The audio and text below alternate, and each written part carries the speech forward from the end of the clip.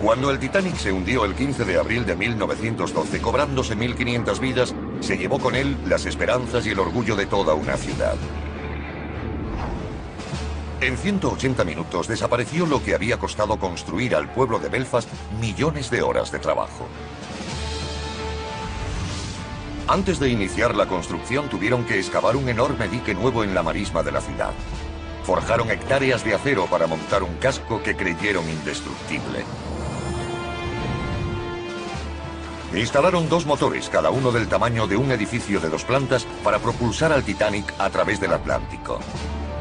Y los mejores artesanos trabajaron para crear unos interiores que rivalizaban con los mejores hoteles. Ahora, el lugar donde se botó el gran barco está abandonado y desierto. Pero nuestros investigadores han venido para descubrir el aspecto que tuvo en su apogeo, con un ejército de abnegados trabajadores, el astillero más grande del mundo. Hallaremos rastros de las enormes estructuras que se alzaban aquí y de los grandes recursos desplegados. Descubriremos las duras condiciones en las que vivían y trabajaban estos hombres, y desvelaremos pruebas de su pericia, determinación y extraordinaria ambición. Terminó en catástrofe, pero lo que ocurrió aquí fue increíble. Reconstruiremos el mundo de los hombres que construyeron el barco más grande de la historia. Este es el mundo perdido del Titanic.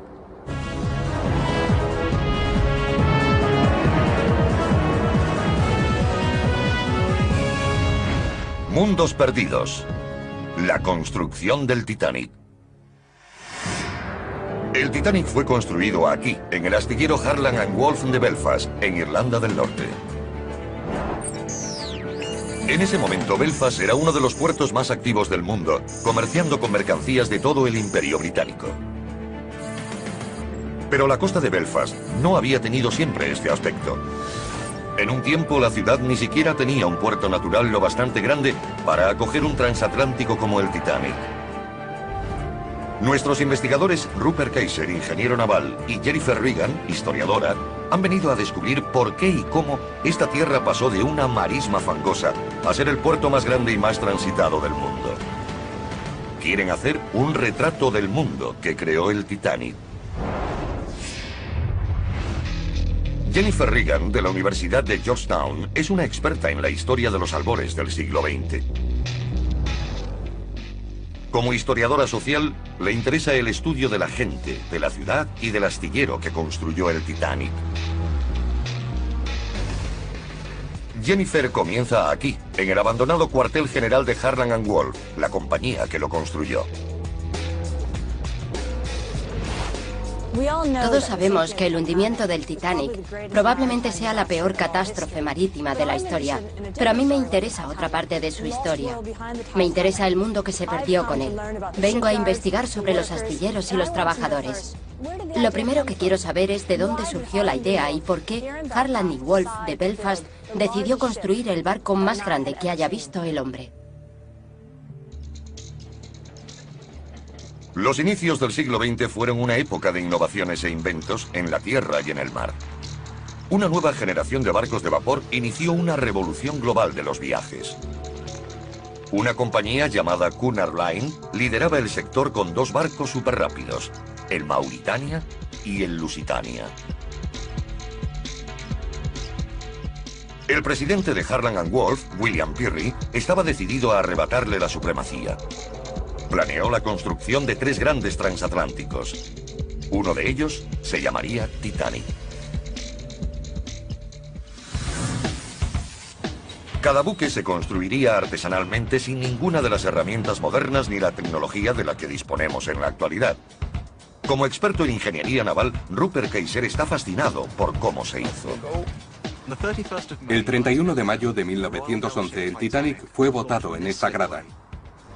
Lo que lo hacía singular no era su tecnología, sino sus grandes dimensiones. Me interesa descubrir cuáles fueron los detalles de su construcción y los retos que tuvieron que superar para crear el barco más grande del mundo. El nivel de ambición de William Peary quedó claro cuando vemos los planos del Titanic. Su barco tendría 269 metros de largo, el equivalente a 6 Boeing 737 de una punta a la otra. Podría alojar 3.500 personas. Tendría 9 cubiertas y a plena carga pesaría 67.000 toneladas. Sería el barco más pesado y más alto de los mares. El proceso de diseño empezó aquí, en las oficinas de Harland & Wolff, 5 años antes de hacerse a la mar. Jennifer descubre los planos originales del barco en un almacén. Estoy mirando estos planos, que datan del mismo periodo que el Titanic, y son preciosos. Están dibujados a mano y el material no es papel, es lino. Veo que todos los detalles del Titanic se dibujaron aquí. Desde la cubierta hasta los tiradores de las puertas, todo se decidió aquí. Esta enorme sala estaba llena de gente trabajando, delineantes y arquitectos. Se movilizó un pequeño ejército de diseñadores para trabajar aquí.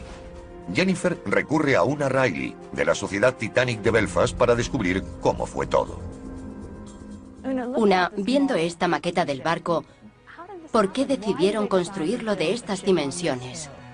Tan grande. Toda la idea es de un solo hombre, William Pirrie, que era presidente de Harland & Wolff por entonces. Tenía muchas ganas de promocionar Belfast y de dar trabajo a la ciudad y a los astilleros. En ese momento los barcos más modernos eran los de Cunard, el Lusitania y el Mauritania, y se construyeron para atravesar el Atlántico ahorrando tiempo. Pirrie decidió, no iré a por ese mercado. Las Américas se están abriendo. Hay inmigrantes que quieren ir allí y construiré el barco más grande y lujoso del mundo para atraer a los millonarios. La idea inicial de Pirrie era que el Titanic no solo podía ganar dinero con los ricos, sino también con los pasajeros de tercera clase que abordarían el viaje a América como el principio de una nueva vida. La mayoría del espacio estaba destinado a primera y segunda clase, pero la mayoría de la gente iba en las entrañas del barco, en tercera clase. Este iba a ser el proyecto de construcción naval más prestigioso de la historia, llevado a cabo en el astillero más grande del mundo.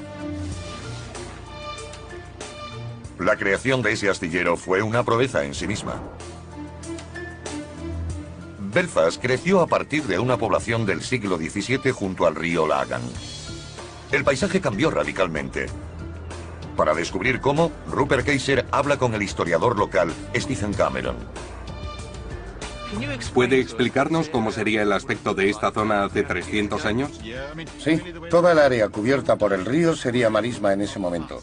Su cauce formaba meandros, y eso era un gran problema para Belfast. Los barcos tenían que descargar aguas abajo porque era muy estrecho y poco profundo. Entonces, el Belfast Ballast Board decidió intentar encauzar el Lagan, sobre todo la parte que tenemos detrás de nosotros. Lo que propuso la autoridad portuaria era una empresa gigantesca. Rupert quiere saber cómo planearon la transformación de hectáreas de marismas en un puerto próspero. Ahora va a visitar a Jonathan King, historiador del comisariado del puerto de Belfast. La construcción naval empezó en Belfast en 1790. Jonathan le muestra a Rupert los planos originales del desarrollo del puerto. Cuesta imaginárselo, pero el puerto empieza en este lugar.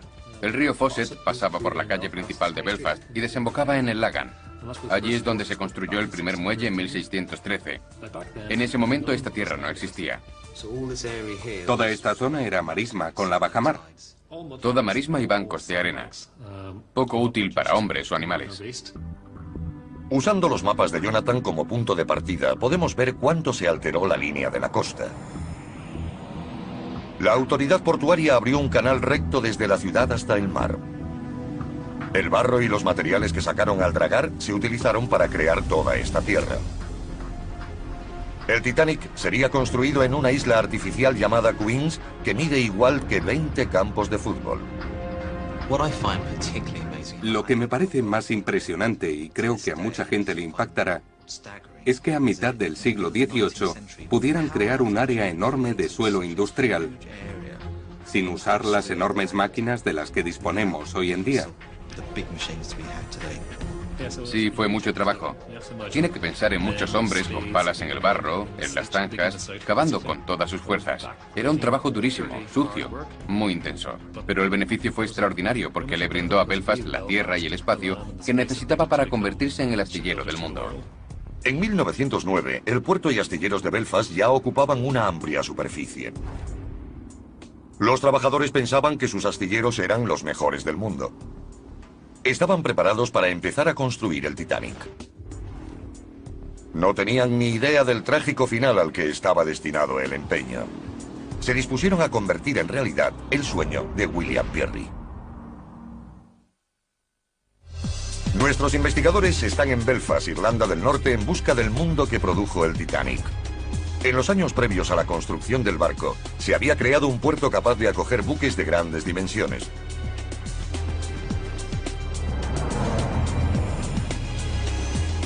Dado que no había precedentes de la escala del Titanic, el siguiente paso antes de iniciar la construcción del barco era crear el lugar adecuado para hacer el trabajo.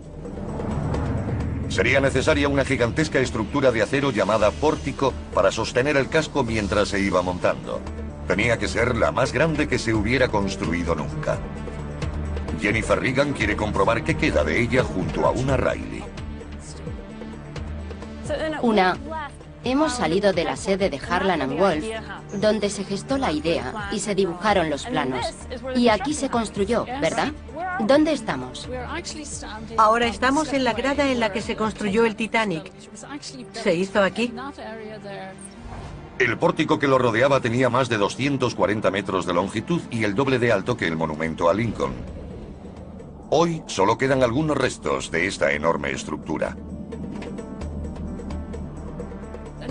Ahí se ven unos rastros del pórtico. ¿Estos trozos de metal?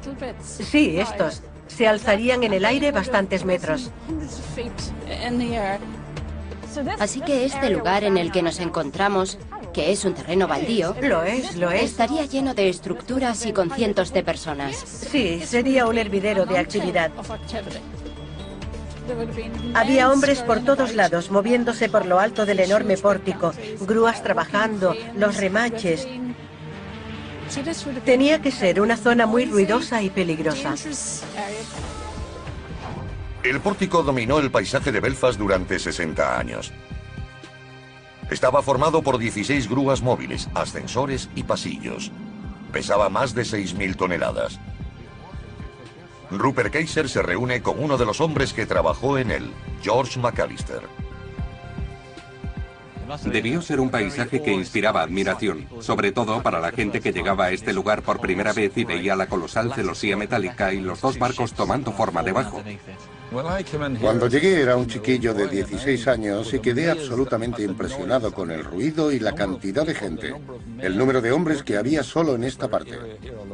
El ruido ensordecedor del trabajo en el astillero se oía por toda la ciudad. Lo primero que oía cualquier visitante que llegaba a la ciudad era el ruido de los martillos sobre las planchas y los remaches. Los remachadores se pasaban el día martilleando sobre un enorme cajón de acero. Se quedaban sordos. No hay duda de que todos se quedaron sordos. ¿No tenían protección para los oídos? No había protecciones, no había botas de seguridad, guantes ni cascos. Nada de nada. La construcción naval era la industria principal de la ciudad. La mayoría de los obreros provenían de la comunidad protestante del este de Belfast. Jennifer y Una recorren las calles donde residían los trabajadores que construyeron el Titanic.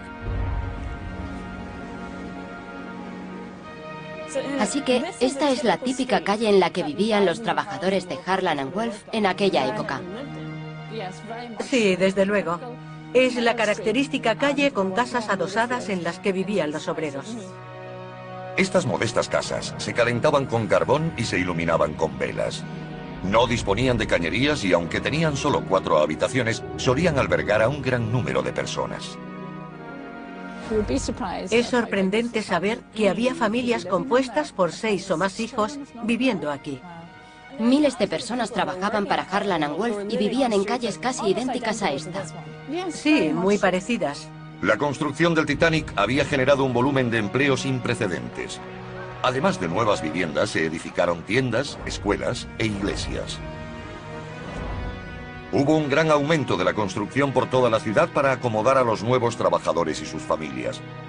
Ahora muchas de esas casas están reformadas, pero en algún rincón quedan testimonios de cómo era la vida hace 100 años.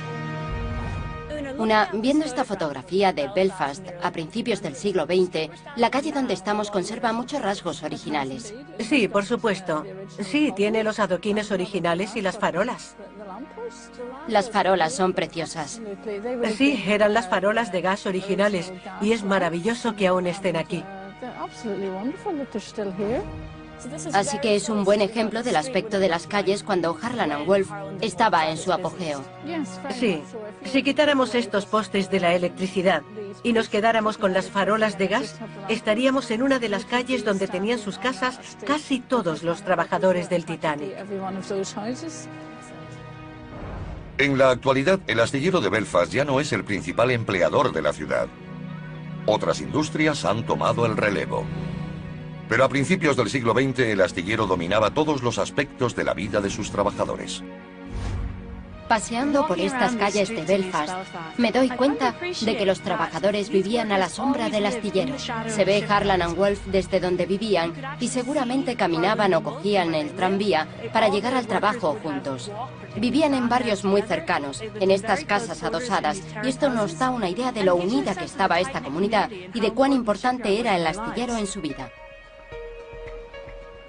En 1910, Harland & Wolff tenía 15.000 trabajadores empleados en la construcción del Titanic y de su barco hermano, el Olympic. Usaban métodos de probada calidad. Primero se ponía la quilla y a continuación las cuadernas. Luego ese esqueleto se revestía de acero. Se fundieron, laminaron y forjaron decenas de miles de toneladas de acero. Se cortaban in situ en planchas de 9 por 2 metros y se llevaban al pórtico a través de una red de vías. Cuando estas planchas llegaban a su lugar, empezaba su colocación. El astillero está lleno de restos de este proceso. Estás buscando restos, pides pistas. Vamos a ver qué encontramos. Levanta esto de aquí y veremos. Aquí lo tienes. Estos son restos. Ahora verás. Esto es parte de un remache. Esta es otra de las piezas. Y también hay tuercas y tornillos y otras cosas. ¿Es posible que estos objetos se usaran para construir el Olympic y el Titanic? Bueno, esta es la grada donde estaba el Titanic.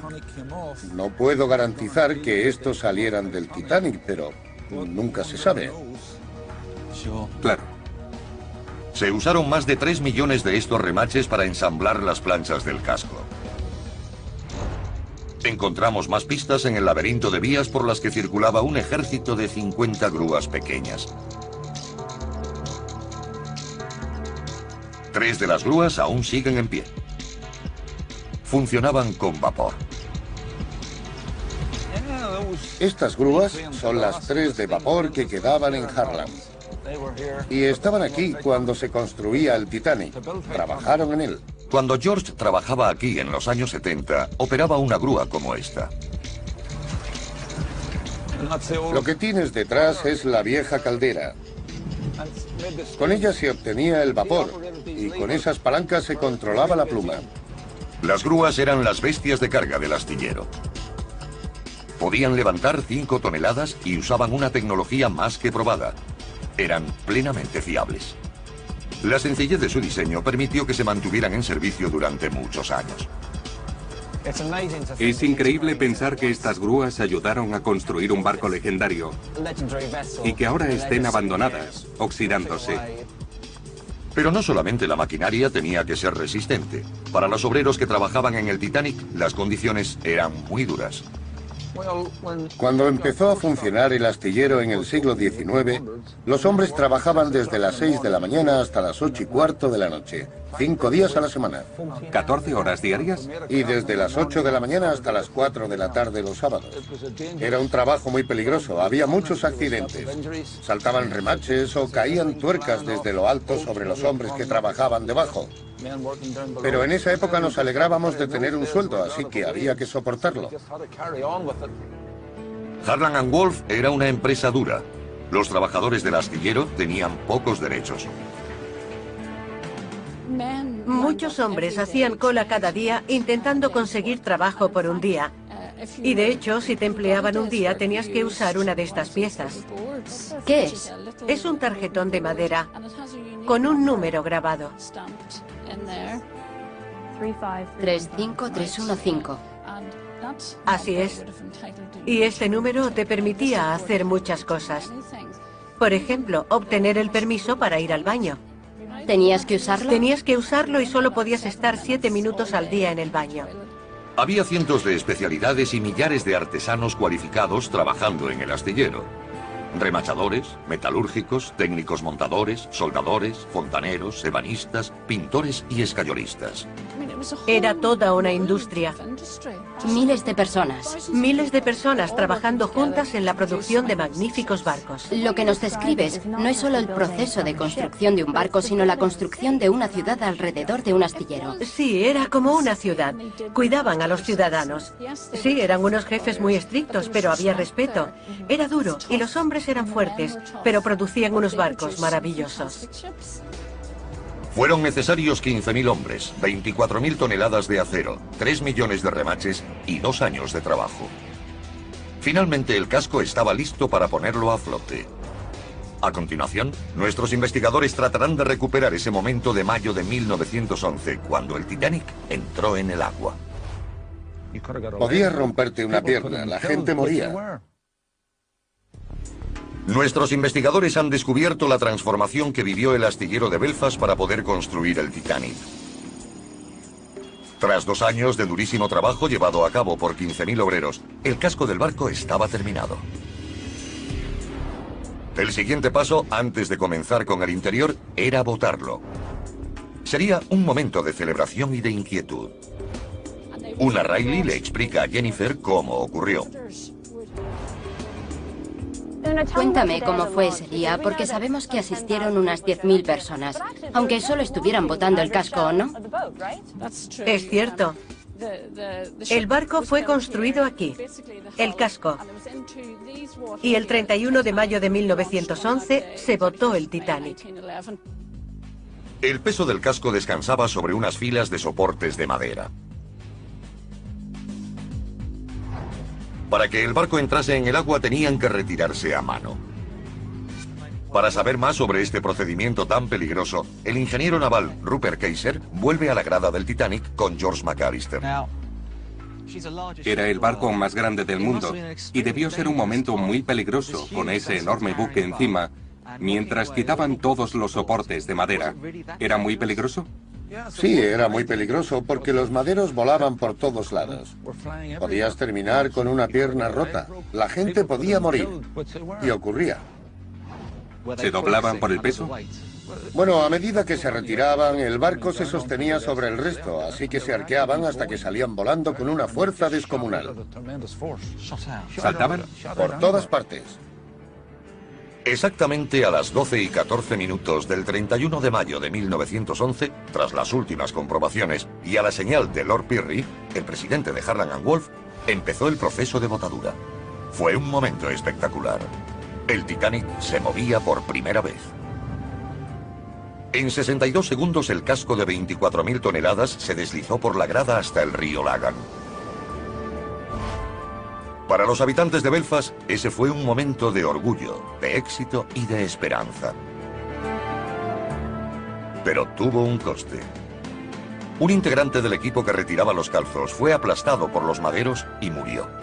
El Titanic se había cobrado una vida incluso antes de entrar en el agua. Inmediatamente después de la botadura se iniciaron los trabajos para equipar el casco.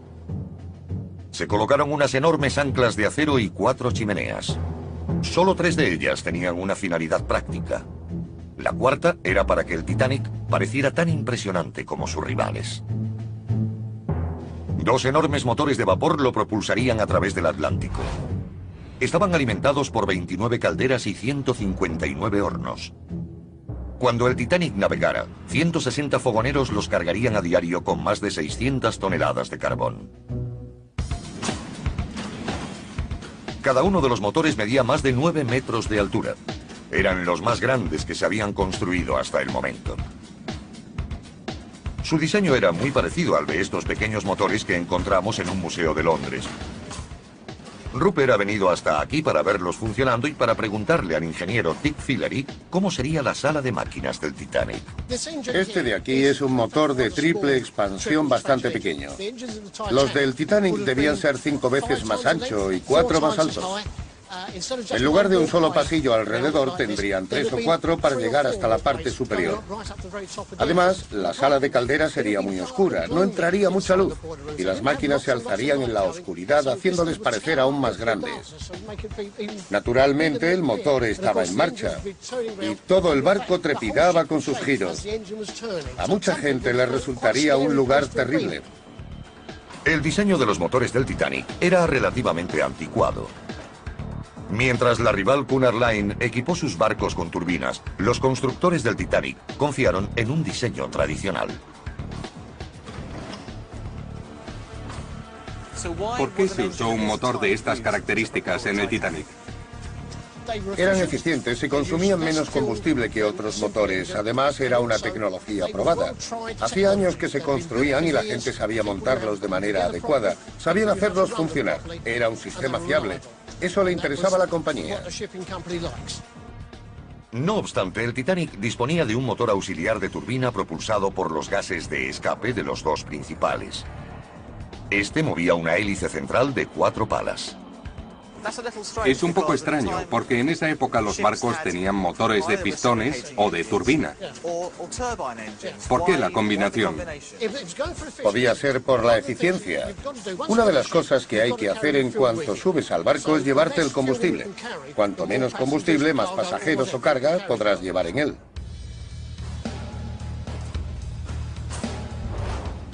Con los motores montados, el Titanic tenía que pasar del agua a un dique seco para completar el trabajo en el casco. El único que podía acogerlo era el dique seco Thompson.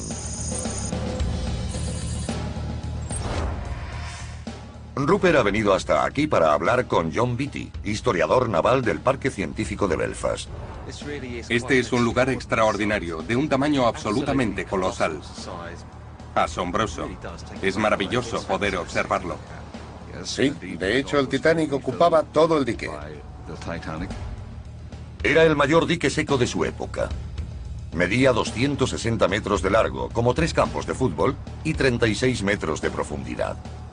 Construir un dique de tales proporciones fue toda una hazaña de la ingeniería. Construir un dique de este tamaño debió ser una tarea inmensa, sobre todo hace 100 años. Lo fue. Desde un buen principio sabían que se enfrentaban a un gran reto. Y tenían que hacerlo en un suelo muy pobre. Había unos 15 metros de terreno inestable, sobre todo de barro. Además, el propio dique oculta, fuera de la vista, muchos materiales que se usaron en la construcción. Cantidades enormes de hormigón y ladrillos. Realmente fue una proeza de la ingeniería. Sí, fue una empresa constructiva de alto riesgo. El objetivo era terminar el dique seco en 3 años y medio, pero tardaron 7 años. Estuvo listo justo a tiempo para el Titanic. El 3 de febrero de 1912 se abrieron las compuertas y los remolcadores iniciaron la delicada maniobra para introducirlo en el dique Thompson. Cuando estuvo dentro, se cerró la compuerta y entraron en funcionamiento las bombas para extraer el agua. En el dique Thompson había 100 millones de litros de agua que tenían que bombearse para dejarlo seco. ¿100 millones? 100 millones. Estas bombas podían sacar toda esa agua en 1 hora y 40 minutos. Pero, en realidad, tuvieron que ser más cuidadosos al extraerla, porque tenían que permitir que el barco asentara sobre la quilla. En el caso del Titanic, el bombeo duró 12 horas. La operación fue complicada debido a las dimensiones extraordinarias del barco y a su enorme valor económico. Tuvieron mucho cuidado para que las 55.000 toneladas encajaran con precisión en los maderos, bajo la quilla. No querían arriesgarse a dañar el barco mientras lo asentaban y vaciaban el dique. Ahora podían llevarse a cabo las últimas fases de la construcción sin peligro.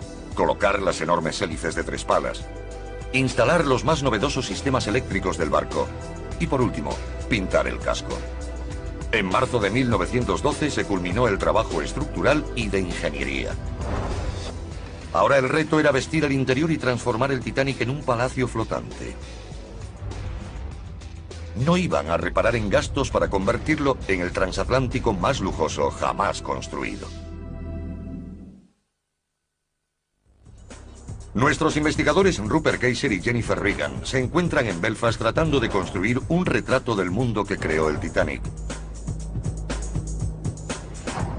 No iba a ser solamente el barco más grande de la historia. Sus constructores querían que fuera también el más lujoso. Lo que pretendo averiguar ahora es cómo se construyó el interior del barco. Harland & Wolff no reparó en gastos. Contrataron a miles de maestros artesanos para construir los interiores más lujosos en el Titanic. He intentado entrar en el mundo de estos maestros artesanos para entender cómo trabajaban. La historiadora Jennifer Regan se reúne con Ulla Riley en el ayuntamiento de Belfast. Este edificio abrió sus puertas en 1906, un año antes de que se encargara el Titanic. El lugar es un magnífico escaparate del gran diseño y la maestría de los constructores del Titanic. El panelado de madera, los fastuosos techos, el mobiliario y los accesorios eran los más selectos de la época. Muchos de los artesanos que intervinieron en el Titanic trabajaron aquí primero. Me han comentado que en la ciudad llaman al ayuntamiento el Titanic de piedra. ¿Por qué? Es verdad. Fue concebido en la misma época que el barco. Y Lord Pirrie, que había sido alcalde, se implicó mucho en su diseño y construcción. Dicen que tomó muchas ideas de aquí para el Titanic. Lo que más me gusta de esta sala son todos los detalles de la época porque se construyó 6 años antes que el Titanic. Así que es el mismo periodo en cuanto al diseño. Vemos distintos elementos en el techo, en las cornisas, en las columnas y las vidrieras son preciosas. Sí, desde luego. A principios del siglo XX, las cosas no se hacían de cualquier manera en Belfast. Todo era lo mejor, de la máxima calidad, como en el Titanic. La primera clase rivalizaba con cualquier gran hotel, y su elemento central era la gran escalera que conducía desde la cubierta de paseo hasta un enorme comedor.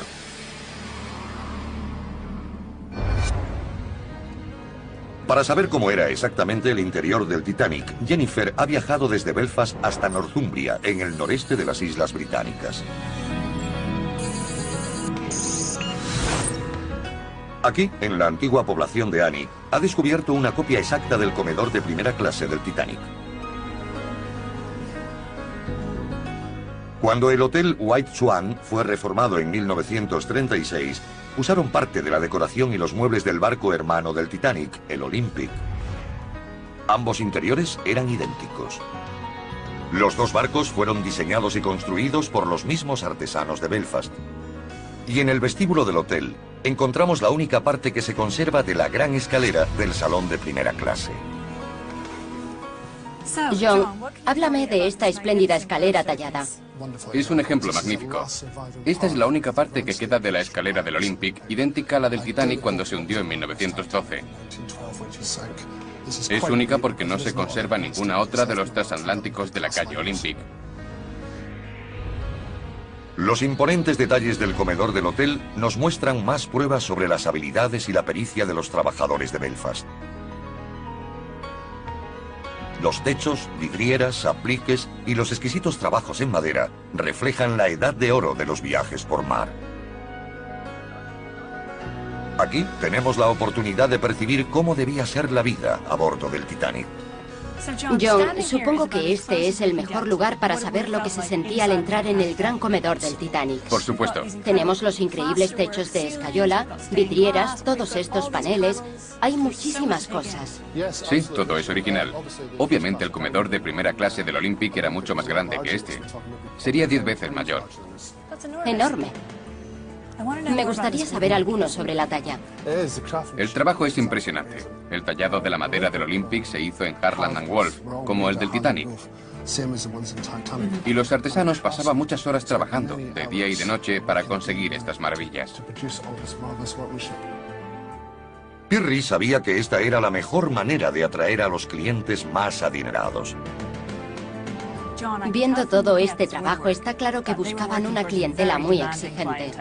Sí, estos paneles son lo mejor que había entre 1911 y 1912. Y no olvidan ningún detalle. ¿Este aplique es de bronce? Son los originales del barco y están hechos de bronce. Había cientos a bordo. Y lo último, eran eléctricos, ¿no? Sí, eléctricos. Preciosos. Todos los detalles del salón daban una pista sobre su función. Hay algo que es importante destacar. Aquí hay unas notas musicales y algunos símbolos en un papel. Todo tallado en la madera. ¿Es una partitura? Sí, y está tallada por los artesanos de Harland and Wolff. Impresionante. Toda la sala presenta motivos musicales. Tenemos guitarras. Así que se usaba para el entretenimiento. También. Todos son símbolos de entretenimiento y diversión. Sí, claro. Este salón, además de servir como comedor de primera clase, era el salón de baile y música. Para mí es una muestra del nivel de detalle con el que trabajaban en este lugar. Es impresionante cuando piensas en la cantidad de gente que tuvo que trabajar para conseguir estos detalles. John White tiene una colección única de recuerdos y objetos del Olympic y del Titanic.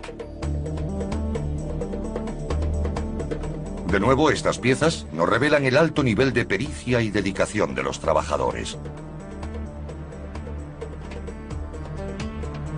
Cuando veo la cantidad de detalles que hay en el interior de barcos como el Titanic, pienso en el enorme número de trabajadores que participaron en su realización. La artesanía, los trabajos en metal, el cristal, la porcelana, los tiradores de las puertas, y eso me muestra cuán importante era el Titanic para Belfast y cómo ayudó al desarrollo de la ciudad ese hervidero de maestros artesanos. A las 8 en punto de la tarde del 2 de abril de 1912, el Titanic salió de Belfast por última vez. Debía llegar a Southampton para recoger a los pasajeros de su primer viaje transatlántico. El miércoles 10 de abril de 1912, cuando empezó ese viaje, zarpó con las aspiraciones, los sueños y la ambición de una generación. 5 días más tarde, todas esas esperanzas se convertirían en conmoción y pena, cuando el Titanic volvió a aparecer en los titulares, porque el más grande de todos los barcos había desaparecido. El 2 de abril de 1912, el Titanic salió de Belfast en la primera etapa de su viaje inaugural. El sueño de Lord Pirrie tardó 4 años en hacerse realidad. Construir un nuevo buque insignia para la White Star Line. 15.000 trabajadores de los astilleros de Belfast lo habían construido plancha a plancha, remache a remache. Conocían cada tuerca, cada hueco, todos los muebles y accesorios de ese enorme barco. Y estaban inmensamente orgullosos de su logro. Fue una obra maravillosa. Los hombres del astillero construyeron el objeto móvil más grande del mundo en su tiempo. Un gran trabajo, sobre todo de los obreros. El Titanic zarpó del puerto inglés de Southampton rumbo a Nueva York el 10 de abril. Era el barco más grande y lujoso que hubiera visto el mundo. Una pieza única de la ingeniería. Sus 2.000 pasajeros y 1.500 tripulantes creían que estaban haciendo historia. Entre ellos estaba el director de diseño del Titanic, Thomas Andrews, quien llevó consigo a 9 especialistas del astillero, conocidos como el Grupo de Garantía. ¿Qué era el grupo de garantía? Era un grupo muy especial de hombres que iban en el primer viaje de cada barco. Eran los mejores trabajadores del astillero y se les escogía a dedo. La competitividad para ir a bordo en el viaje inaugural era muy grande, y cuando sabían que les habían premiado con esa oportunidad, la familia estaba muy orgullosa. Estos hombres acompañaron a Thomas Andrews en el Titanic para solucionar cualquier problema que surgiera. El desastre llegó 5 días después de empezar el viaje. Quizás es la catástrofe más famosa de la historia marítima. Un choque con un iceberg causó unos daños que nadie pudo reparar. Y el Titanic se hundió en 3 horas. Murieron unas 1.500 personas.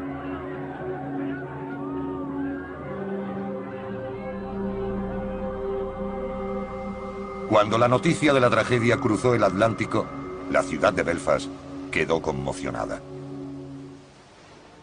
Miles de personas habían trabajado en el proyecto durante años. Se había volcado en él un empeño increíble, así que los habitantes de Belfast, y sobre todo la gente que había trabajado en el barco, debió quedar desolada cuando el barco se fue a pique. Así es, era terrible e increíble. Se cuenta que hubo trabajadores de los astilleros que se derrumbaron llorando porque el barco que habían despedido hacía pocos días se había hundido y había muerto toda esa gente. De hecho, fue un asunto del que no se volvió a hablar en Belfast durante muchos años. El director de diseño del Titanic, Thomas Andrews, y los 9 hombres del grupo de garantía estaban entre los fallecidos. El astillero solo cerró un día de luto. Pero el impacto que causó en él fue permanente. La edad de oro de los grandes transatlánticos había terminado. Belfast lo sintió mucho, muchísimo. De hecho, todas las instalaciones de las que hemos estado hablando, el gran pórtico, la grada, el dique seco, no se volvieron a utilizar para el fin con el que fueron construidos. Para Harland and Wolff, el hundimiento del Titanic fue el principio del declive. Durante la Primera Guerra Mundial el astillero siguió haciendo barcos, pero las gradas y pórticos que se habían construido para el Titanic nunca volverían a trabajar al mismo nivel. Rupert Kaiser ha descubierto una última reliquia de la edad de oro del astillero. Este pequeño y herrumbroso barco, que hasta hace poco yacía olvidado en un puerto francés, es el Nomadic. Iba destinado a llevar a los pasajeros de primera clase desde Europa continental hasta el puerto donde embarcarían en el Titanic. De todos los barcos construidos por Harland and Wolff en su época dorada a principios del siglo XX, es el único que queda. Un equipo de voluntarios tiene la intención de devolverle su esplendor original. El historiador local Stephen Cameron le explica a Rupert por qué el regreso del Nomadic es tan importante para la gente de Belfast. Es el mismo acero, el mismo material, los mismos remaches que están en este barco son los que tenía el Titanic. Ha regresado a Belfast, al lugar donde nació, al hogar del Titanic, y es donde debe estar. Es estupendo volver a tenerlo aquí. El Nomadic es el único vínculo existente con el Titanic y la gran era de la construcción naval de Belfast. Nunca se había intentado nada a la escala del Titanic. Fue el mayor proyecto de ingeniería de la época. Me impresiona la cantidad de habilidades requeridas para construir un barco de esas características. Las partes necesarias para crear el Titanic van desde las más pequeñas, como los remaches, hasta las más grandes, como las cuadernas, que medían entre 25 y 27 metros de longitud. Las planchas eran de más de 9 metros. Todo fue ensamblado a mano para crear el barco más lujoso del mundo.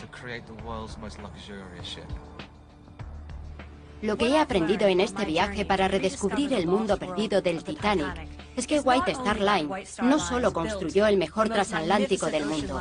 Además, hemos descubierto la infraestructura que aportó a la ciudad de Belfast en plena ebullición. Además de un enorme astillero, originaron toda una comunidad en torno a él. Miles de personas, maestros artesanos y obreros de todo tipo acudieron a esta ciudad para construir ese espléndido barco. Aunque terminó en tragedia, la historia del Titanic lo es también de maestría, entrega y un logro extraordinario.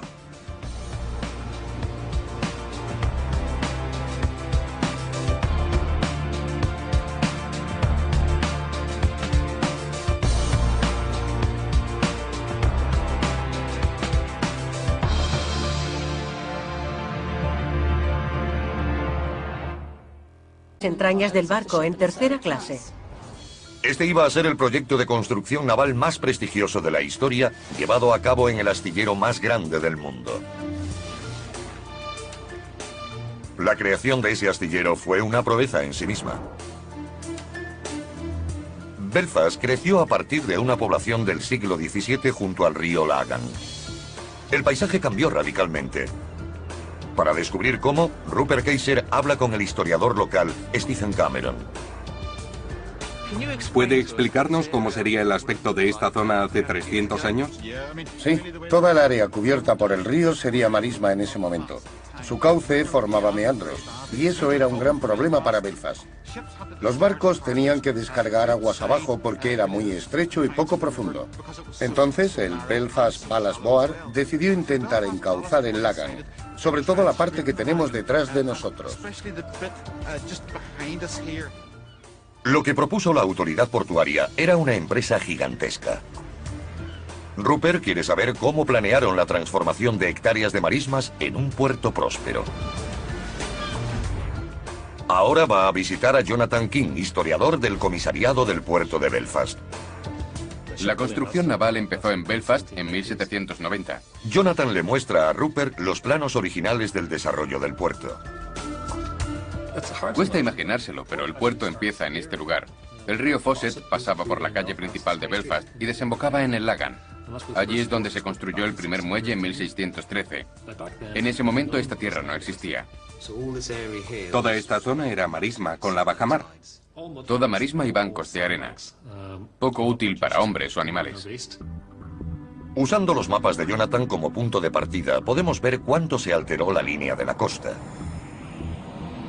La autoridad portuaria abrió un canal recto desde la ciudad hasta el mar. El barro y los materiales que sacaron al dragar se utilizaron para crear toda esta tierra. El Titanic sería construido en una isla artificial llamada Queens, que mide igual que 20 campos de fútbol.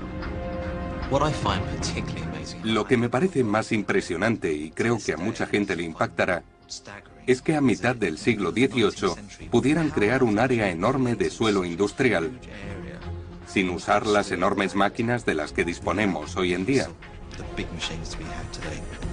Sí, fue mucho trabajo.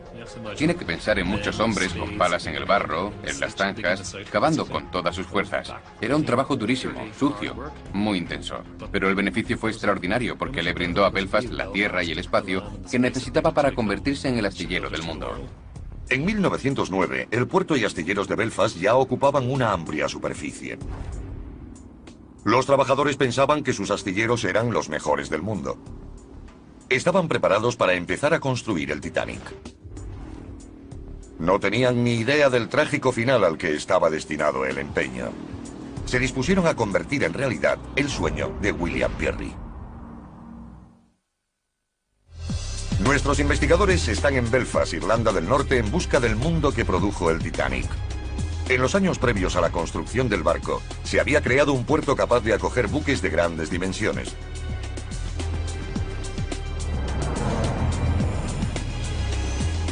Dado que no había precedentes de la escala del Titanic, el siguiente paso antes de iniciar la construcción del barco era crear el lugar adecuado para hacer el trabajo. Sería necesaria una gigantesca estructura de acero llamada pórtico para sostener el casco mientras se iba montando. Tenía que ser la más grande que se hubiera construido nunca. Jennifer Regan quiere comprobar qué queda de ella junto a una Riley. Hemos salido de la sede de Harland & Wolff, donde se gestó la idea y se dibujaron los planos. Y aquí se construyó, ¿verdad? ¿Dónde estamos? Ahora estamos en la grada en la que se construyó el Titanic. Se hizo aquí. El pórtico que lo rodeaba tenía más de 240 metros de longitud y el doble de alto que el monumento a Lincoln. Hoy solo quedan algunos restos de esta enorme estructura. Ahí se ven unos rastros del pórtico. ¿Estos trozos de metal? Sí, estos. Se alzarían en el aire bastantes metros. Así que Marisma fangosa a ser el puerto más grande y más transitado del mundo. Quieren hacer un retrato del mundo que creó el Titanic. Jennifer Regan, de la Universidad de Georgetown, es una experta en la historia de los albores del siglo XX. Como historiadora social, le interesa el estudio de la gente, de la ciudad y del astillero que construyó el Titanic. Jennifer comienza aquí, en el abandonado cuartel general de Harland & Wolff, la compañía que lo construyó. todos sabemos que el hundimiento del Titanic probablemente sea la peor catástrofe marítima de la historia, pero a mí me interesa otra parte de su historia. Me interesa el mundo que se perdió con él. Vengo a investigar sobre los astilleros y los trabajadores. Lo primero que quiero saber es de dónde surgió la idea y por qué Harland & Wolff de Belfast decidió construir el barco más grande que haya visto el hombre. Los inicios del siglo XX fueron una época de innovaciones e inventos en la tierra y en el mar. Una nueva generación de barcos de vapor inició una revolución global de los viajes. Una compañía llamada Cunard Line lideraba el sector con dos barcos superrápidos, el Mauritania y el Lusitania. El presidente de Harland & Wolff, William Peary, estaba decidido a arrebatarle la supremacía. Planeó la construcción de 3 grandes transatlánticos. Uno de ellos se llamaría Titanic. Cada buque se construiría artesanalmente sin ninguna de las herramientas modernas ni la tecnología de la que disponemos en la actualidad. Como experto en ingeniería naval, Rupert Kaiser está fascinado por cómo se hizo. El 31 de mayo de 1911, el Titanic fue botado en esta grada. Lo que lo hacía singular no era su tecnología, sino sus grandes dimensiones. Me interesa descubrir cuáles fueron los detalles de su construcción y los retos que tuvieron que superar para crear el barco más grande del mundo. El nivel de ambición de William Peary quedó claro cuando vemos los planos del Titanic. Cuando el Titanic se hundió el 15 de abril de 1912, cobrándose 1.500 vidas, se llevó con él las esperanzas y el orgullo de toda una ciudad. En 180 minutos desapareció lo que había costado construir al pueblo de Belfast millones de horas de trabajo. Antes de iniciar la construcción tuvieron que excavar un enorme dique nuevo en la marisma de la ciudad. Forjaron hectáreas de acero para montar un casco que creyeron indestructible. Instalaron 2 motores, cada uno del tamaño de un edificio de 2 plantas, para propulsar al Titanic a través del Atlántico. Y los mejores artesanos trabajaron para crear unos interiores que rivalizaban con los mejores hoteles. Ahora, el lugar donde se botó el gran barco está abandonado y desierto. Pero nuestros investigadores han venido para descubrir el aspecto que tuvo en su apogeo, con un ejército de abnegados trabajadores, el astillero más grande del mundo. Hallaremos rastros de las enormes estructuras que se alzaban aquí y de los grandes recursos desplegados. Descubriremos las duras condiciones en las que vivían y trabajaban estos hombres y desvelaremos pruebas de su pericia, determinación y extraordinaria ambición. Terminó en catástrofe, pero lo que ocurrió aquí fue increíble. Reconstruiremos el mundo de los hombres que construyeron el barco más grande de la historia. Este es el mundo perdido del Titanic.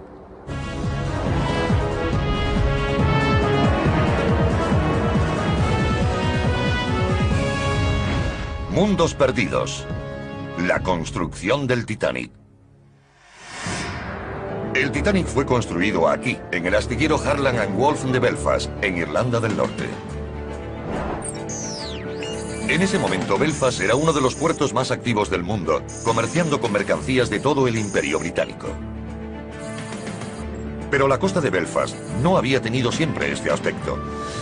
En un tiempo, la ciudad ni siquiera tenía un puerto natural lo bastante grande para acoger un transatlántico como el Titanic. Nuestros investigadores Rupert Kaiser, ingeniero naval, y Jennifer Regan, historiadora, han venido a descubrir por qué y cómo esta tierra pasó de una mar. Su barco tendría 269 metros de largo, el equivalente a 6 Boeing 737 de una punta a la otra. Podría alojar 3.500 personas.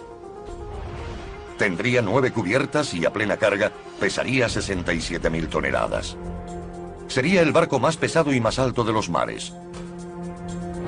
El proceso de diseño empezó aquí, en las oficinas de Harland and Wolff, 5 años antes de hacerse a la mar. Jennifer descubre los planos originales del barco en un almacén. Estoy mirando estos planos, que datan del mismo periodo que el Titanic, y son preciosos. Están dibujados a mano y el material no es papel, es lino. Veo que todos los detalles del Titanic se dibujaron aquí, desde la cubierta hasta los tiradores de las puertas. Todo se decidió aquí. Esta enorme sala estaba llena de gente trabajando, delineantes y arquitectos. Se movilizó un pequeño ejército de diseñadores para trabajar aquí. Jennifer recurre a una Riley, de la Sociedad Titanic de Belfast, para descubrir cómo fue todo. Viendo esta maqueta del barco, ¿por qué decidieron construirlo de estas dimensiones? Tan grande. Toda la idea es de un solo hombre, William Pirrie, que era presidente de Harland and Wolff por entonces. Tenía muchas ganas de promocionar Belfast y de dar trabajo a la ciudad y a los astilleros. En ese momento los barcos más modernos eran los de Cunard, el Lusitania y el Mauritania, y se construyeron para atravesar el Atlántico ahorrando tiempo. Pirrie decidió, no iré a por ese mercado. Las Américas se están abriendo. Hay inmigrantes que quieren ir allí y construiré el barco más grande y lujoso del mundo para atraer a los millonarios. La idea inicial de Pirrie era que el Titanic no solo podía ganar dinero con los ricos, sino también con los pasajeros de tercera clase que abordarían el viaje a América como el principio de una nueva vida. La mayoría del espacio estaba destinado a primera y segunda clase, pero la mayoría de la gente iba en las